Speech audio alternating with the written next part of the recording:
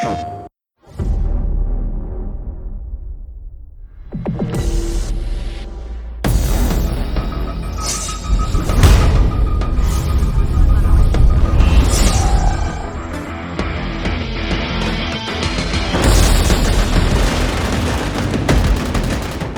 MAG is a game that's basically trying to take the first-person shooter genre and put it on steroids and take it to the next level.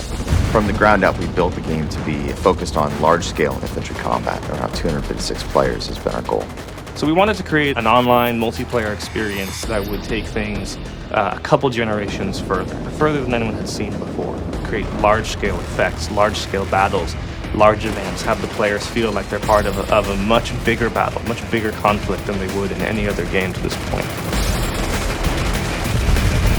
MAG is very player-driven story, so we want players to create their own story. But in order to do that, we've worked really hard to try to create a lot of character and a lot of interest to the world state.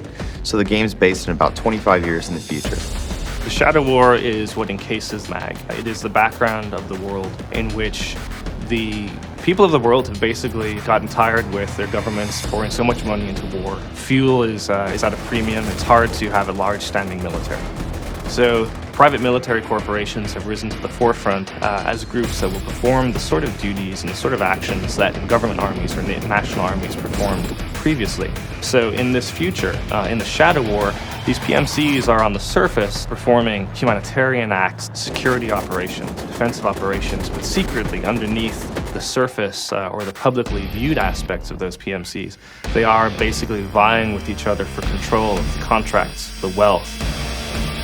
But as time goes on, the power of those individuals and the powers of those groups grows, and they take to more direct action to try to win contracts and gain superiority over their competitors. And by direct action, we're talking guns, grenades, and rockets. They're actually striking at each other, trying to weaken their opponents and strengthen their own position in the world.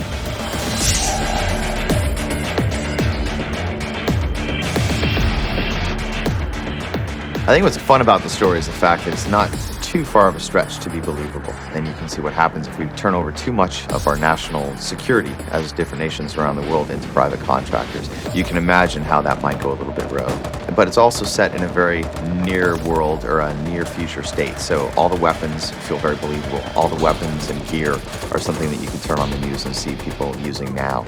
So it feels really gritty. It's a future that's not overly dark, but also not exactly all roses.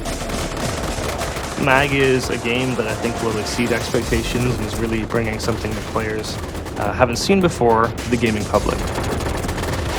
But what I'd like to see is that the backstory that we've made, the work that we've put into the PMCs, the work that we've put into the world of MAG allows us to create more games, different types of games and genres that leverages MAG as really a soil to create a variety of gameplay experiences.